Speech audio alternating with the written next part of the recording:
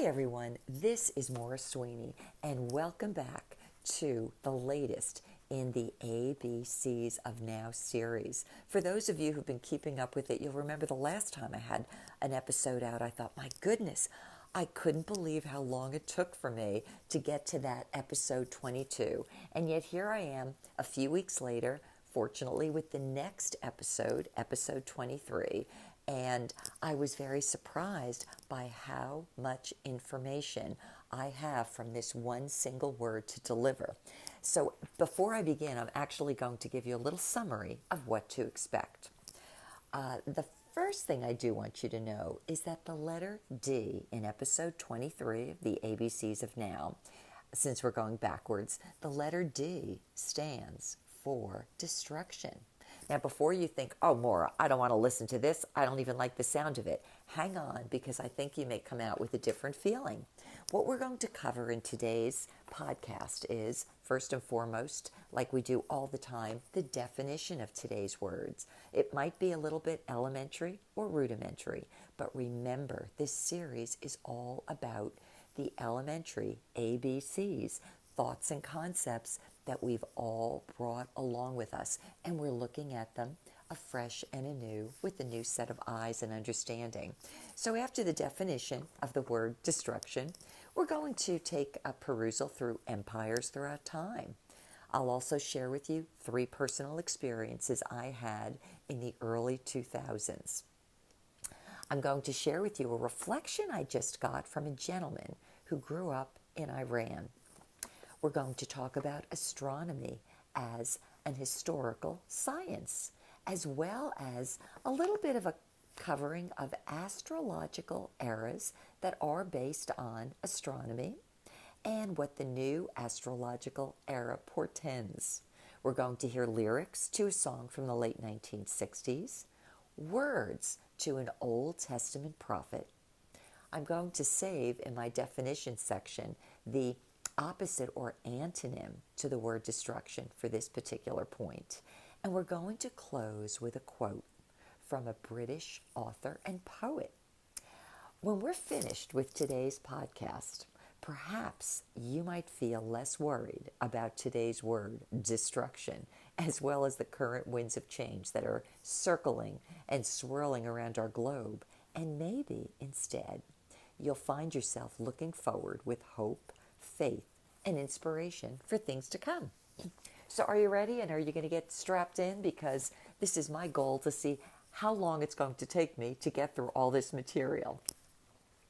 First, let's take a look at the word destroy and how it's defined. Number 1, it's to reduce an object or something else into useless fragments. It could be a useless form or remains, as by rendering, burning, or dissolving. Here's a stronger one. It's to injure beyond repair or renewal. How about this one? To demolish, ruin, or annihilate. And annihilate is to reduce to utter ruin or non-existence. Now that's extremely powerful as a meaning. To reduce to utter ruin, or think about this, non-existence. You could also look at other definitions that include to put an end to extinguish, to kill or slay, to render ineffective or useless, to nullify, neutralize, or invalidate, and lastly, to defeat completely. So imagine completing or defeating something known as destruction. Very interesting. I went into the etymology of the word destroy, and it comes from Latin de, and that's kind of what gave me a little thought, like, what do I need to know about the word de as a prefix? And de plus struere, S-T-R-U-E-R-E. It went through Latin and then into Old French, then into Middle English. But de will always express a reversal or an undoing to something. And struere means to build or pile. So literally, if you want to look at the base of that word destroy, It means this. It means to unbuild. Think about that. To unbuild. Something has been built up, but we're just going to go backwards and unbuild it. Maybe to the point where we won't even have a recollection of it anymore. Okay.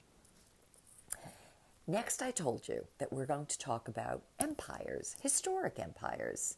Now, when you think about empires, we could think of them as something that almost takes up our entire consciousness, wherever or whatever empire we grew up in or we were exposed to. We could say we had an individual experience, but the thing about empires is they are also something that construct a collective experience, a consciousness, an understanding, a feel, something that manifests like the sum total of all that is, of everything it is that is. It's like naming our world. Oh, this is our world, and I'm afraid it's going to go away. And sometimes our worlds become so familiar, even if they're uncomfortable and problematic, that we can't imagine anything beyond them. We think this is all there is. And what happens if it's gone? And we get very, very frightened.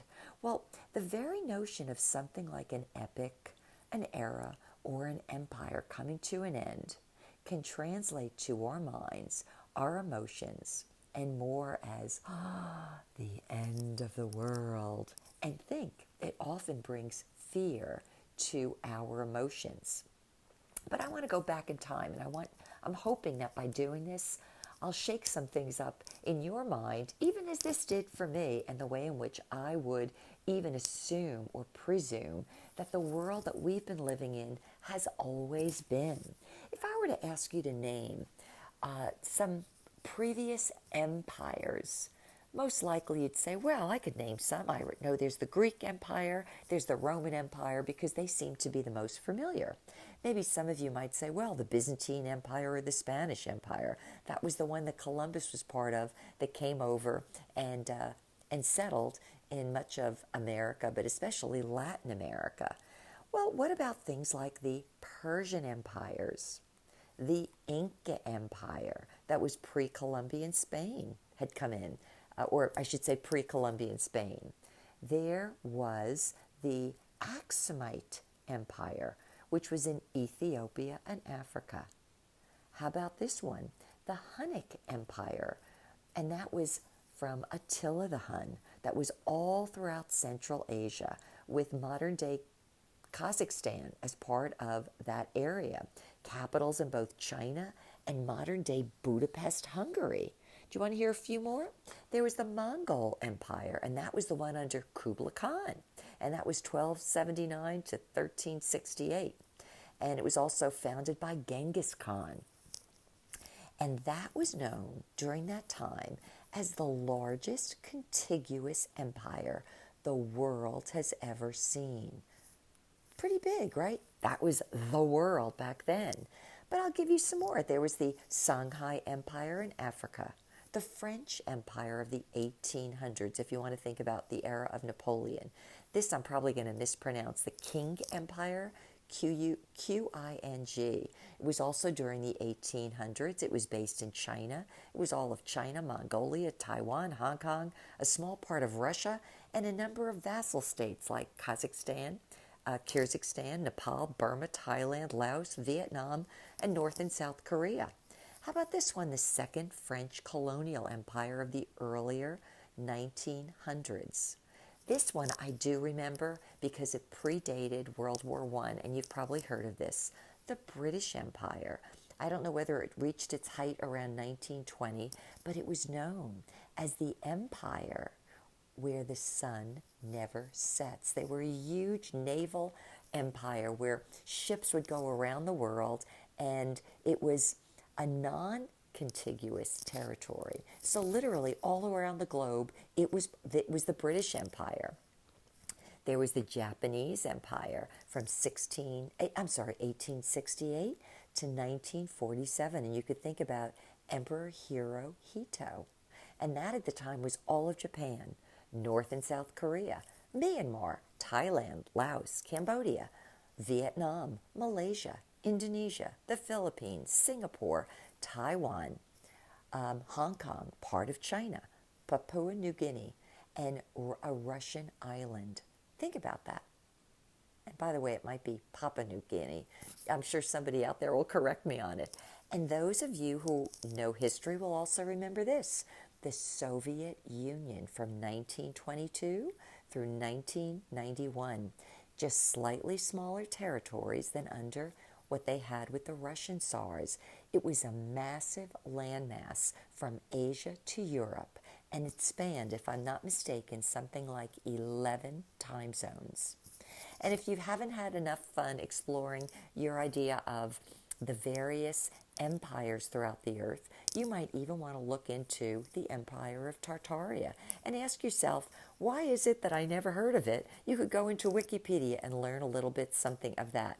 So the reason why I mention this to you is if something is going to get destroyed, and normally we get afraid, well, if we think that's the end of the world, why have we had so many of the empires that I just listed that I was able to find out about? And how many more empires do you suppose there have been? Okay, I told you next that I was going to be sharing with you a couple of experiences I had in the early 2000s. And it all goes into this whole idea of destruction or destroy. But there's a reason behind it because of where we're going in this little study here. So the experiences I had, it was in the early 2000s. The first one that came to mind as I was preparing for this was in Armagh, Northern Ireland. Not to be confused with Ireland proper, which would be the Irish people. I was visiting historic St. Patrick's Cathedral. Those of you who know about St. Patrick's Day know he came from Ireland. Well, I happened to be at the church known as the St. Patrick's Cathedral, and I was somewhere standing near the pulpit. And when I stood there, I had the most unusual experience. It was like I was caught in time. That's the best way to describe it. And I could literally see and feel, listen closely, centuries. And what came to mind as I was doing this was like 800 years of bloodshed, and war. Bloodshed and war, even as I stood in that point. And I thought, oh my gosh, I'm standing in a very historic place, and I could feel and see mankind killing one another, oddly enough, probably over who was God. Okay, my next trip that also took place, or experience I should say, in the early 2000s, it was probably one of my first trips to Croatia. And I happened to be on an island called Hvar. It's Hvar. It's an island on the Adriatic Sea. Absolutely beautiful. At this point, it's considered part of Croatia. But when I was walking around this very beautiful island, a local person told me there that the island had actually been under 11 occupations over the centuries. So I want you to think about that. When I first could be in a place like Northern Ireland and I could feel under my feet centuries and centuries of bloodshed, figuring that each century or each era had a new era of conquest, let's say. And then here I was in Hvar, walking over stones, and I thought, boy, this is really interesting. People who came before me thousands of years ago and hundreds of years ago, they were actually taken over by 11 different groups. Very, very interesting. The third recollection also took place during the early part of the 2000s was when I was at a university, and I went specifically to listen to retired General Wesley Clark. Now, maybe you've heard of that name. If you haven't, he's a former NATO commander. So, very well celebrated individual. And he was speaking at this university. And after he got finished speaking, they opened it up for questions. And there was a young woman, an undergrad, I think she was a senior at the time, president of the student group that actually came and sponsored this general's talk. And she queried him for advice on how she and her fellow students could take an active role in contributing to the future strength and growth of our nation, in this case, the United States. And I remember I was sitting more toward the back. We were in an amphitheater. And I was very surprised by the general's response. I could use the word surprise. And perhaps other people in the audience, if they were paying enough attention, might have felt surprised. But I noticed that the young woman who actually asked him this question became thoroughly disheartened by his response. She was very eager, I would say idealistic, and hopeful, she and her whole group, about what they could look forward to tomorrow, how they could help contribute to our nation. And do you know this general said to her in so many words, well, don't bother working on our democracy.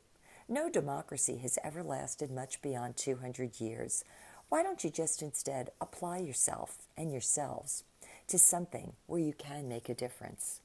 Translation, you can't make a difference. And I thought, what a surprising thing for a former general, former NATO commander, and highly celebrated individual to say that to young and aspiring adults. I found it disturbing, and I thought to myself, was this former and celebrated NATO commander actually prognosticating the destruction, hear the word, the destruction or the end of his own country? It was very odd to me. Okay. The next thing I told you I was going to share is something I heard only recently. It was a gentleman who grew up in Iran. And he said that he was a child in school when in June of 1989, the Ayatollah Khomeini died. Now, in Iran, or Persia, let's say, for over 2,000 years, Iran was the Persian Empire. There was a continuity there, and that continuity was very, very strong, let's say, over Persia when the Ayatollah was over that country. This man said that it was so shocking to him. He said everybody was so confused. It was obviously prior to the internet. Nobody knew what was going on, and people were all running around crying, thinking it was the end of the world. Why? Because the Ayatollah was gone. Well, this same gentleman, who is now an adult, made, let's say, an observation, and I want you to hear it for whatever it's worth. He said, it was never because, or let me say it this way, empires have fallen for many reasons, but he wanted to focus in on one of them. And he said, one reason why empires fall has never been because people became too powerful or too successful. He said, on the contrary, empires have fallen because the government became too powerful. And I'm going to add something to that because I started taking his thought and looking at it. The empires fell, again, not because the people became too powerful or successful, but because the government became too powerful, oppressing the people by too much control, too much tyranny, too many regulations, restrictions, and taxes, and too much suppression of knowledge, of thought, and of speech. Keep that in mind. Okay, the next thing we're going to talk about in this concept of the letter D, the word destruction, is astronomy. Astronomy. Now, this is something I will absolutely tell you I know very little about, but I will share this with you.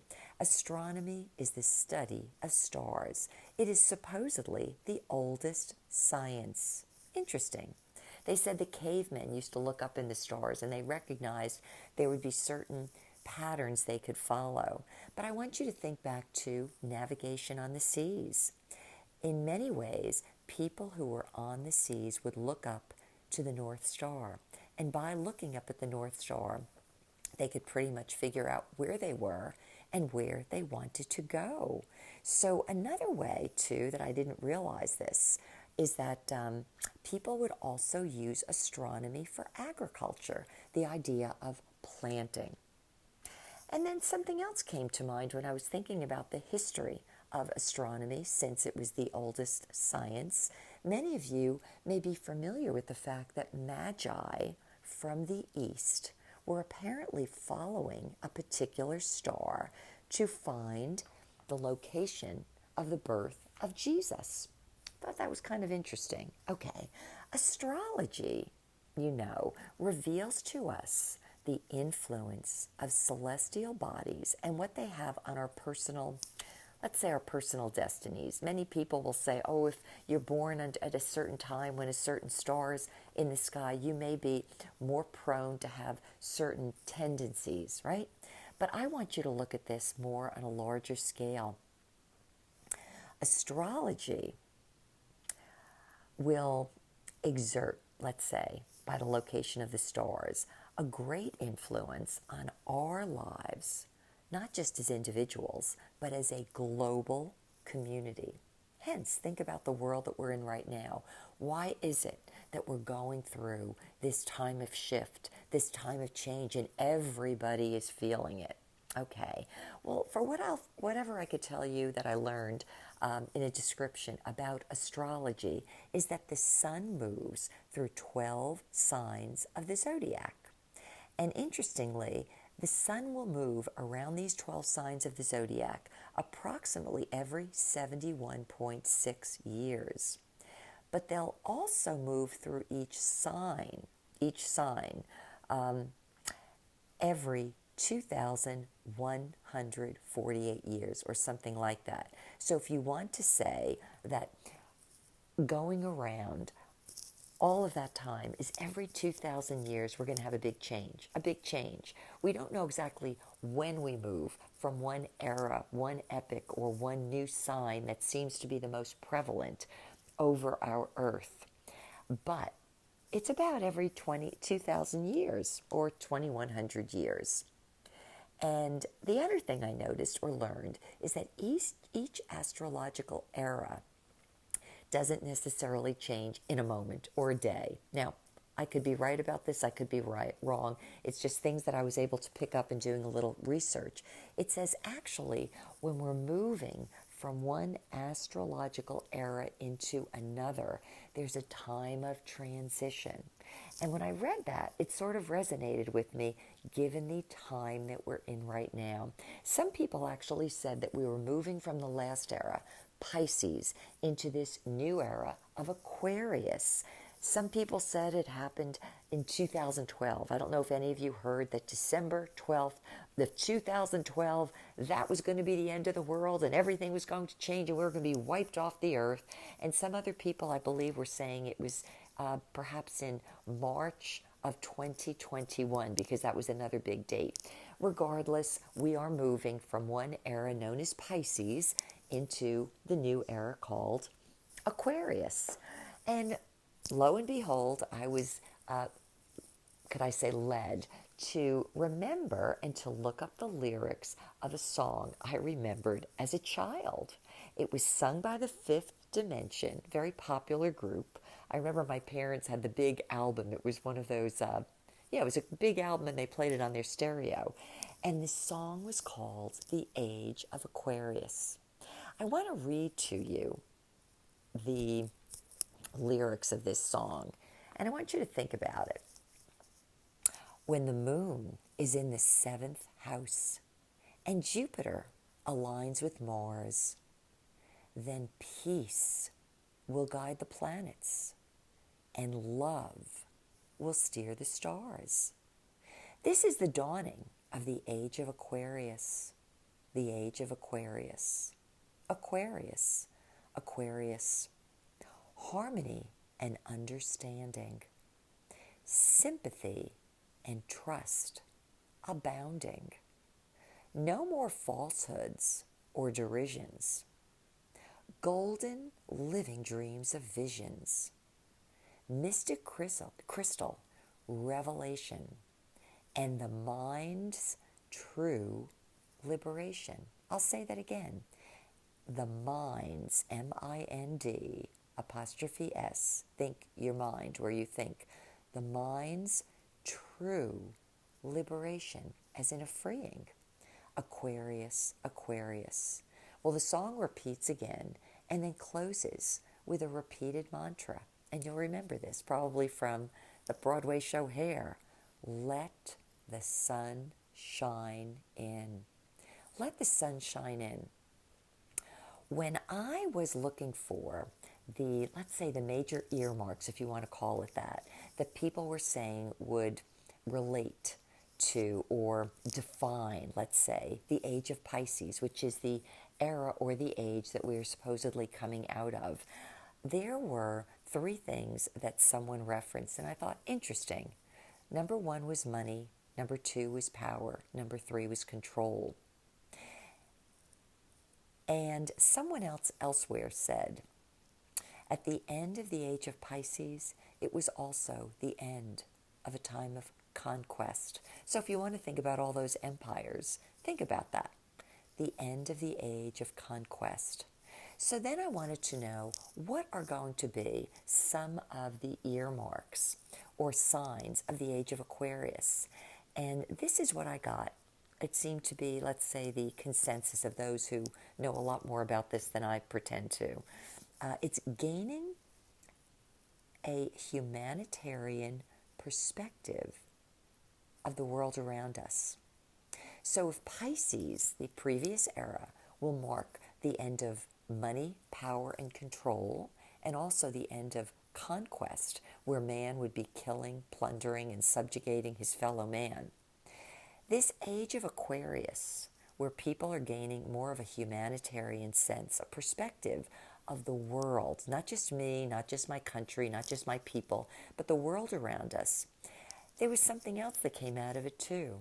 The age of transparency. And I want you to think about something like this. No more hidden things. Therefore, no more secrets. And therefore, because there were no more secrets, perhaps no more deceptions. Hence, think about the dawning of the age. Let the sun shine in. As in more light, more brightness. We can see better. We can imagine better. There's more clarity. Not only clarity in a small part, but maybe clarity elsewhere. I told you that I was going to share with you something about an Old Testament prophet. This prophet was called Jeremiah, and he apparently was addressed by God when he was just a young boy, perhaps maybe even a young man, but it was just before the fall of Jerusalem in supposedly 587 BC. And interestingly, for me at least, it was the era of the Babylonian Empire. The era of the Babylonian Empire. And at this point, Jeremiah was hearing from God, and it was about something that was going to happen to the fall of Jerusalem. I want to read to you what it says in chapter 1 of Jeremiah. It said, "The word of the Lord came to me, saying, Before I formed you in the womb, I knew you. Before you were born, I set you apart. I appointed you as a prophet to the nations." "Alas, sovereign Lord," I, Jeremiah, said, "I don't know how to speak. I'm too young." But the Lord said to me, "Do not say I'm too young. You must go to everyone I send you to and say whatever I command you. Do not be afraid of them, Jeremiah, for I am with you, and I'll rescue you, declares the Lord." Then the Lord reached out his hand and touched my mouth and said to me, "I have put my words in your mouth. See, today I appoint you over nations and kingdoms to uproot and to tear down, to destroy and to overthrow, to build and to plant."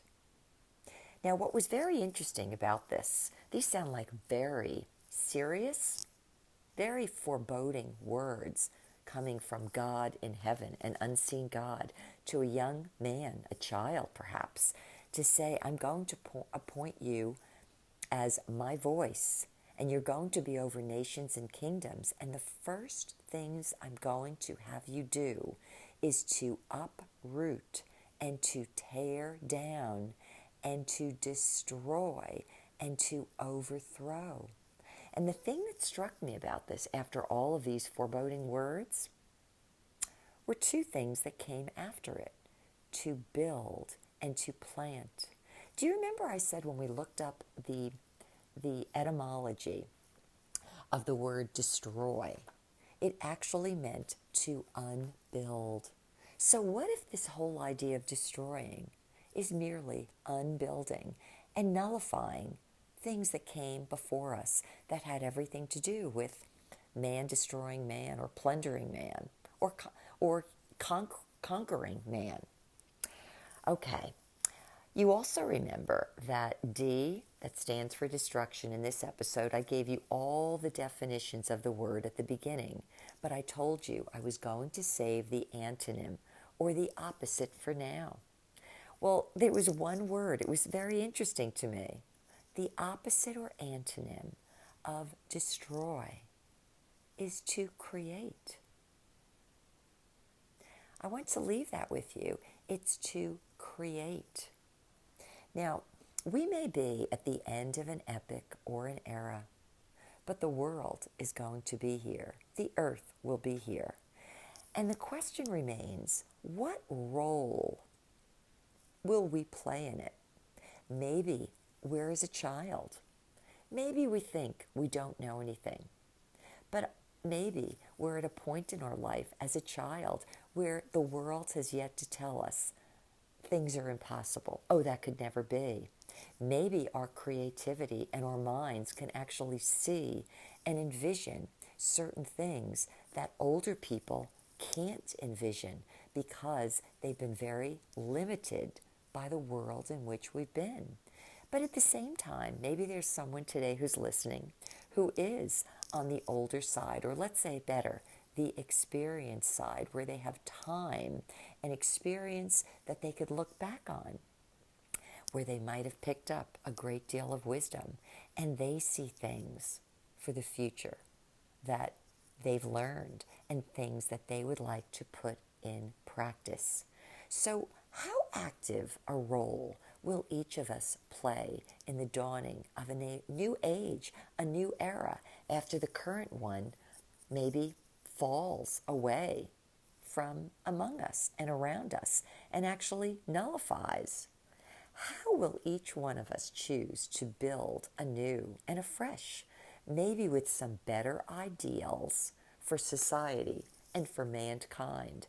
Not just for ourselves, not just for me and my 3 friends, not just for my people group or the people that I identify with, but maybe for the whole earth and the whole world.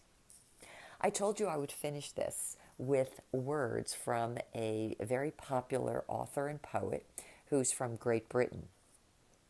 The name of the gentleman who is the author here is A. Milne, M-I-L-N-E.